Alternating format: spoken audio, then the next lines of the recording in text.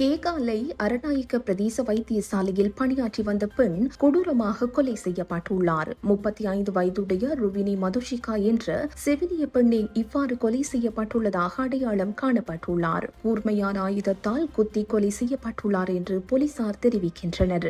ஒரு பிள்ளையின் தாயான இவர் தனது கணவருடன் ஏற்பட்ட மனக்கசப்பு காரணமாக பிரிந்து வாழ்ந்து வந்தார். இந்நிலையில் தற்காலிகமாக வாடகை வீட்டில் வசித்து வந்த நிலையில் கொலை செய்யப்பட்டுள்ளார். கொலை செய்யப்பட்ட செவிலியருக்கும் வீதி அபிவிருத்தி அதிகார சபையில் பணியாற்றும் 33 வயதுடைய மனோஜ் பேத்தும் அகலங்கு என்ற நபருக்கும் இடையில் நீண்ட காலமாக தொடர்பு இருந்துள்ளது. கடந்த 1ஆம் தேதி பணி முடிந்து வீடு திரும்பிய செவிலியருக்கும் சந்தேக நபருக்கும் இடையில் ஏற்பட்ட வாய்த்தர்க்கம் கொலையில் முடிந்துள்ளதாக போலீசார் தெரிவித்துள்ளனர்.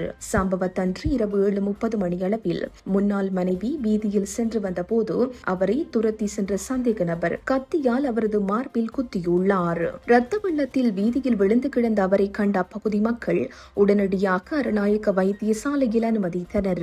எனினும் அவர் ஏற்கனவே உயிரிழந்து விட்டதாக வைத்தியர்கள் உறுதிப்படுத்தினர். கேகாலை மாவட்ட சிரேஷ்ட போலீஸ் அத்தியட்சகரின் மேற்பார்வையில் அரநாயக்க போலீசார் தீவிர விசாரணைகளை முன்னெடுத்தனர்.